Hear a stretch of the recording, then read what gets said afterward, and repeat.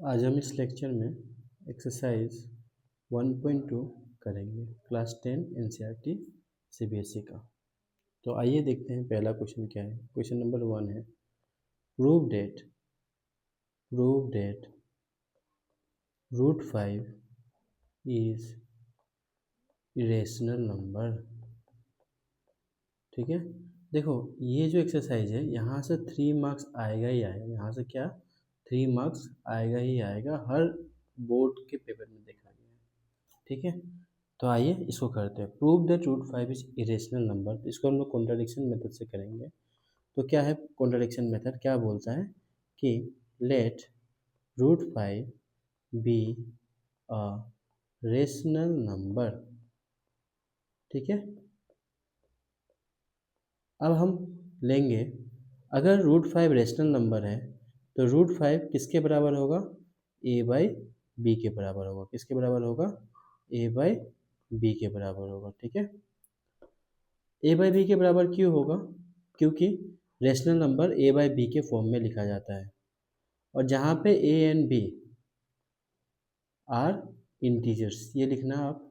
ठीक है, इंटीजर्स का मतलब ये नेगेटिव पॉजिटिव जीरो सब हो सकता है, और a एंड बी आर को प्राइम। इसका मतलब होता है, इसका सिर्फ और सिर्फ एक ही फैक्टर होता है। एक ही फैक्टर मतलब 1 होगा, और हम इसमें यही प्रूव करेंगे कि ए और बी का फैक्टर्स 1 के अलावा और भी है, जो कि यहाँ पे हम लोग का आंसर 5 निकलेगा, क्योंकि √5 दिया हुआ है इसलिए।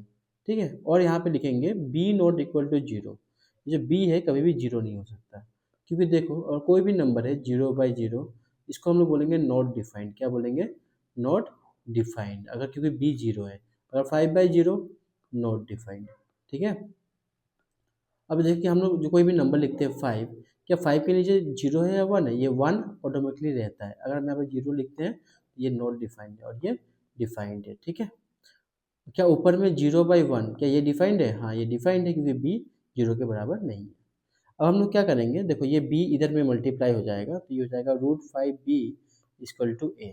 इसके बाद जो प्रोसीड्यूर होता है उसको बोलते हैं स्क्वायरिंग बोथ साइड। क्या बोलते हैं, स्क्वायरिंग बोथ साइड। क्या है, बोथ साइड। ठीक है, स्क्वायरिंग बोथ साइड करेंगे तो हम लोग क्या देखेंगे, √5b का square equal to a square. देखो √5 इंटू √5 आपका क्या होता है, 5 होता है। ठीक है, तो ये जाएगा 5, और b का square b square equal to a square. Next में आप देखो यहाँ पे क्या हो रहा है कि b square equal to a square by 5, b square equal to a square by 5। तो आप यहाँ पे लिखोगे देयरफॉर 5 डिवाइड्स a स्क्वायर। तो यहाँ दिख रहा है ना 5 डिवाइड्स a स्क्वायर, इसलिए 5 डिवाइड्स a। अगर मैं आपसे यहाँ से पूछूं, ठीक है, 3 डिवाइड्स 6, तो अब क्या होगा इसका, आपको इसको हम ऐसे भी लिख सकते हैं 6 इक्वल टू 3 इंटू 2। यहाँ पे तो ये नंबर हमको पता है 3 और 6, यहाँ पे मुझे नहीं पता कि 5 डिवाइड्स है, 5 डिवाइड्स ए। तो ए तो आपका 10 भी हो सकता है, 15 भी हो सकता है, 20 भी हो सकता है, 25 भी हो सकता है। तो ए को हम यहाँ लिख लूँगा, तो जैसे कि 6 को यहाँ लिखा, इक्वल टू 5 को यहाँ पे लिख लूँगा 5, और 2 तो पता नहीं, अगर 10 होगा तो 2 होगा। ठीक है, और ए का वैल्यू अगर 20 होगा तो यहाँ 4 भी हो सकता है, इसलिए हम लोग इसको सी मान लेते हैं। ठीक है, यहाँ पे ए इक्वल टू 5 सी। अक्सर बच्चे ये वाला जो मतलब इसके बाद भूल जाते हैं कि कैसे इसको लिखना है। ठीक है, और ये जो क्वेश्चन है √5 √3 √2, ये सब 3 नंबर के आते हैं एग्जाम में। अब देखो putting the value of a, putting the value of a. ठीक है, कहाँ पे पुट करना है, इसमें यहाँ पे पुट करना है, B in B square equal to A square by 5। ठीक है, तो ए की जगह पे 5c रख दो, a square equal to A square नहीं, एक्चुअली में ये क्या हो जाएगा, बी स्क्वायर हो जाएगा। इसको रब कर देता हूँ। ठीक है, क्या है बी, जो इसको ही लिखना है ना हमें, तो B square equal to A square by 5, और ए का वैल्यू हमको यहाँ से पता चला कि 5c है, तो बी स्क्वायर इक्वल टू ए की जगह पे 5c डाल दो, यहाँ पे स्क्वायर नीचे 5। तो इसका आंसर हो जाएगा B square equal to 5 5 by 25, 25c square by 5। इसको काटेंगे तो 5 5 जा जाएगा। ठीक है, तो B square equal to 5c², c² equal to b²/5। हमारा मकसद पूरा हो गया। हमने ये दिखा दिया कि ए और बी का A and B are not coprime, are not coprime. मैंने कैसे दिखाया कि को प्राइम नहीं है? कि मैंने दिखा दिया कि ए को भी मतलब कि 5 क्या है, 5 ए को भी डिवाइड करता है और 5 बी को भी डिवाइड करता है। 5 divides b², 5 divide B, 5 divide B, 5 divide b², 5 divide B. इसका मतलब तो ए जो 5 है, 5 ए को भी डिवाइड करता है और 5 बी को भी डिवाइड करता है। 5 ए को भी डिवाइड करता है और 5 किसको, बी को भी डिवाइड करता है। ठीक है, अब इसके बाद हम लोग लिखेंगे सिंस, इस साइन को सिंस बोलते हैं। Since 5 divides both A and B, therefore A and B are not coprime. क्योंकि को प्राइम होने के लिए कंडीशन चाहिए कि उनका कॉमन फैक्टर उनको सिर्फ और सिर्फ 1 ही डिवाइड करे। कॉमन फैक्टर क्या होना चाहिए? सिर्फ 1। यहाँ पे कॉमन फैक्टर 1 के अलावा 5 भी तो आ गया, इसलिए को प्राइम नहीं है। और it contradicts our assumption, hence it is an irrational number। ये अच्छे से लिखना है आपको, 3 नंबर आराम से मिल जाएगा। होमवर्क में आप ले लो, ये एग्जाम्पल का क्वेश्चन है आपका बुक का। प्रूव डेट या शो डेट, ठीक है, शो डेट √3 इज इरेशनल। सब कुछ सेम करना है, सो कॉपी में करना नहीं तो भूल जाओ, सब कुछ सेम करना है।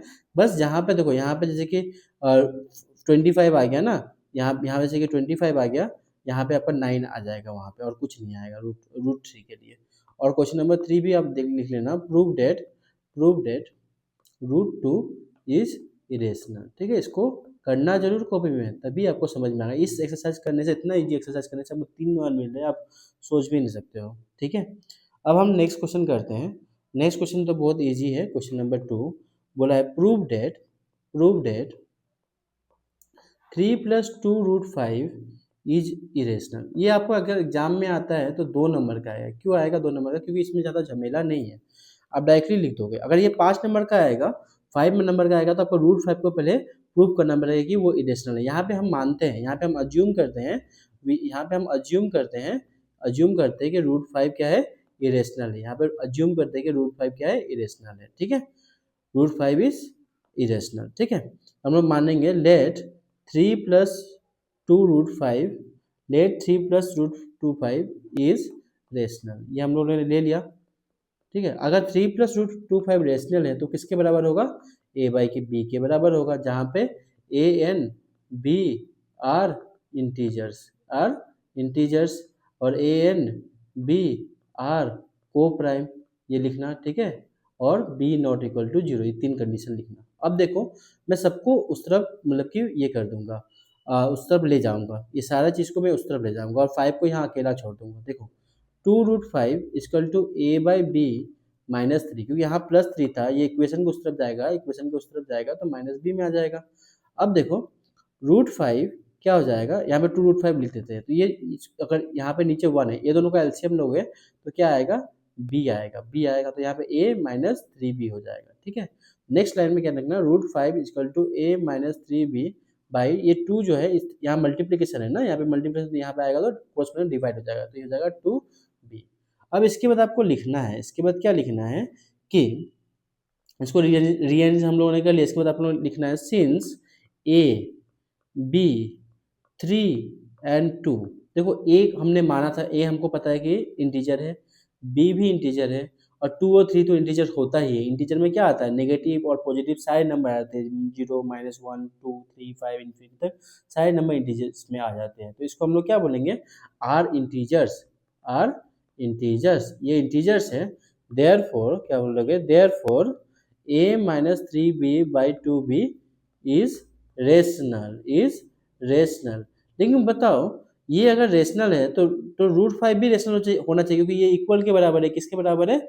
इक्वल के बराबर है, ये रेशनल है। सो √5 शुड बी रेशनल, लेकिन but this contradicts our assumption, this contradicts our assumption, या दिस कॉन्ट्राडिक्स द फैक्ट, क्या यहाँ पे ये भी लिख सकते हो, this contradicts the this this this contradicts, तो यहाँ पे दिस कॉन्ट्राडिक्स, यहाँ पे लिखो this, but this contradicts the fact, ये तो फैक्ट है ना, द फैक्ट √5 इज इरेशनल, क्या है, इरेशनल है, ठीक है। तो this contradicts our fact that √5 is irrational, so we conclude that, ठीक है, क्या होता है, ये वाला नंबर को लिख लो, 3 + 2√5 इज इरेशनल, 3 + 2√5 इज इरेशनल। देखो ये सब अगर आपको नहीं भी लिखना है, इतना बड़ा बड़ा नहीं लिखना है, तो आप यहाँ तक लिखना, पीछे therefore a - 3b/2b is irrational, ठीक है, तो √5 शुड बी रेशनल, ठीक है। ये लिखने के बाद आप ये लिख सकते हो कि left hand side not equal to right hand side, क्योंकि लेफ्ट हैंड साइड इरेशनल है, क्या है, इरेशनल है, और राइट हैंड साइड क्या है, रेशनल है, राइट हैंड साइड रेशनल है, उसके तो यहाँ पे उसको लिख देना, this contradicts our assumption, so conclude that 3 + 2√5 is irrational, ये भी लिखने से चलेगा, ठीक है। नेक्स्ट क्वेश्चन हम लोग देखते हैं, क्वेश्चन नंबर 3, यहाँ पे प्रूव करने बोला है, prove that the following are irrational, ठीक है, इरेशनल्स, ठीक है। ये भी बहुत ईजी है, ये भी आने से आपका 2 नंबर के लिए आएगा। तो इसमें एक क्वेश्चन जो है ये है 1/√2, ये क्वेश्चन जो है ये 7 × √5, और ये तीसरा क्वेश्चन जो है 6 + √2, ये सेम है अभी जैसे हम लोगों ने किया, तो इसको हम लोग अभी नहीं करेंगे, इसको और इसको करेंगे, ठीक है। तो ये देखो 1/√2 है, ये एक तरह से देखा जाए तो √2 का उल्टा ही है, इसका √2 का ये उल्टा है, ठीक है। इसको करने के लिए हम लोग को ज़्यादा इसमें ज़्यादा परेशानी नहीं लगेगा, क्योंकि हम लोगों ने √2 का कर लिया है हम लोगों ने कि कैसे उसको इरेशनल प्रूव करना है, तो हम लोग ये सिर्फ ये क्वेश्चन को करेंगे, ठीक है। 7√5 किसको करेंगे, 7√5 को करेंगे, नंबर 2 को करेंगे, 7√5 को करेंगे। तो इसमें हम लोग को क्या करना पड़ेगा, सबसे पहले तो हम लोग क्या करेंगे, अज्यूम करेंगे, लेट अस अज्यूम दैट, अगर आपको तभी भी लगता है कि ये वाला नहीं आ रहा है तो आप कमेंट कीजिएगा, तो मैं इसको सॉल्व करके बता दूंगा। ये बहुत इजी है, क्योंकि हम लोगों ने √5 देखो, √5 का कर चुका है, √5 का हम लोगों ने कर लिया कि कैसे इसको इरेशनल प्रूव करना है, तो 1/√5 आप नहीं कर पाओगे ना, इजी है, ठीक है। Let us assume that 7√5 is rational, ठीक है। ये 2 नंबर के लिए आएगा, कुछ ज़्यादा हार्ड नहीं है, ठीक है। अगर रेशनल है तो आप लिखोगे 7√5 = a/b, जहाँ पे 3 कंडीशन लिख दो, a and b are integers, a and b are coprime, और b नॉट इक्वल टू 0, ये लिख देंगे। अब इसको हम रीअरेंज करने से क्या आएगा, √5 = a/7b। अब यहाँ पे आप लिख दोगे, since a, 7 and b are integers, so a/7b is rational, इसके बाद आप लिख दोगे therefore LHS not equal to RHS, क्योंकि LHS जो है √5 इरेशनल है, और RHS जो है वो रेशनल है, क्या है, रेशनल है। अब यहाँ लिख दोगे दिस कॉन्ट्राडिक्ट्स आवर assumption, दिस contradicts our assumption, therefore 7√5 ये है ना, 7√5 इज इरेशनल। तो ये 2 नंबर के लिए आएगा, 3 नंबर के लिए कभी भी नहीं आएगा। इससे हम लोगों का खत्म हो गया क्या, एक्सरसाइज 1.2। अब आप लोगों ने यहाँ तक कर लिया, तो अब मैं आपको इरेशनल नंबर का कुछ प्रॉपर्टीज बता देता हूँ, जो आपको असर्शन रीजन में आएगा। देखो यहाँ पे यहाँ पे देखो 7√5 क्या है, इरेशनल है, क्या है, इरेशनल है। यहाँ पे देखा ना आपने 7√5 इरेशनल है, इसका मतलब क्या होता है कि कोई भी एक रेशनल नंबर, क्योंकि 7 रेशनल नंबर है, क्या 7 रेशनल नंबर है, और √5 जो है इरेशनल नंबर है। अगर ये दोनों का मल्टीप्लिकेशन आपको मिले, the product of rational number and irrational number is irrational number. देखो यहाँ से आपको प्रूफ भी है, और आपने क्या सीखा, 6 हमने ये भी इसको भी मतलब प्रूव किया था। यहाँ पे आपको बोला 6 + √2 को प्रूव करो, इरेशनल है। क्या करो, प्रूव करो इरेशनल। इसका मतलब ये इरेशनल है तभी तो बोला है ना प्रूव करने के लिए क्वेश्चन में। तो ये देखो ये रेशनल नंबर है, क्या है, रेशनल नंबर है, और ये क्या इरेशनल नंबर है, ठीक है। तो सम ऑफ रेशनल नंबर और इरेशनल नंबर क्या होता है, हमेशा ही इरेशनल नंबर होता है, ठीक है। ये आपको मतलब कि समझना है। और देखो ये तो रेशनल इरेशनल का बात हुआ, रेशनल इरेशनल का बात हुआ।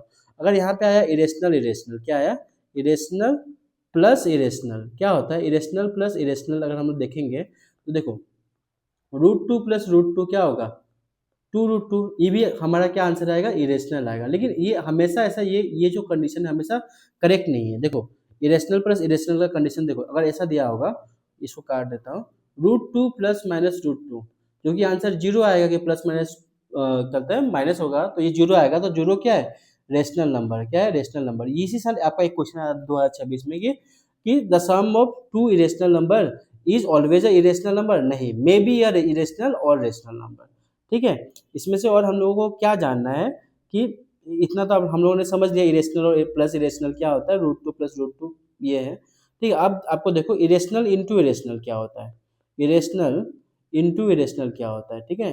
अब देखो मैं बता देता हूँ। अब देखो दो नंबर ले लो, √2 इंटू √3, √6। तो इरेशनल इंटू इरेशनल क्या आ सकता है, इरेशनल भी आ सकता है, इरेशनल आ सकता है। लेकिन देखो √2 इंटू √2, 2 आया, तो रेशनल भी आ सकता है, क्या आ सकता है, रेशनल भी आ सकता है। ये क्वेश्चन जो है ना, ये दोनों क्वेश्चन इस बेसिस पे क्वेश्चन आपका आया था इस बार 2026 में ही आया था। तो इसको भी आप जान लो, इसको भी अच्छे से समझ लेना, कॉपी में लिख लेना। असर्शन और रीजन में आया था, असर्शन रीजन में आया था, जिसके ऊपर मेरा वीडियो भी है, ठीक है। असर्शन रीजन में आया था 2026 का, मैंने 2026 का सारा प्रीवियस ईयर क्वेश्चन इस चैप्टर 1 से मैंने करा दिया, और हर साल 6 मार्क्स का आता है इस चैप्टर से। तो इसको आप अच्छे से कर लेना, ठीक है। बाय।